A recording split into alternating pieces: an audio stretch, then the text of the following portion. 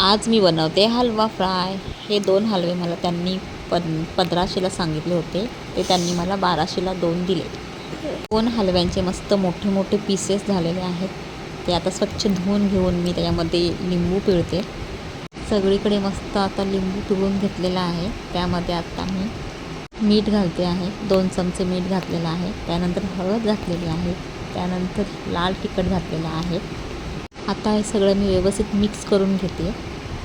मीठ मसाला सगळीकडे व्यवस्थित लागला की तर मच्छीला जास्त चव येते. आता फ्राय करण्यासाठी मी घेते आहे रवा, तांदळाचं पीठ, थोडंसं बेसन, मीठ, हळद. व्यवस्थित मिक्स झाल्यानंतर हलव्याला आपल्याला त्याच्यामध्ये व्यवस्थित कोटिंग करून घ्यायचं आहे. तेल एकदम चांगलं तापल्यानंतर त्याच्यामध्ये आपल्याला हलवा टाकायचा आहे. तुम्ही बघू शकता कसा मस्त कलर आलेला आहे. एकदम छान असे खुसखुशीत मी फ्राय करून घेतलेले आहेत.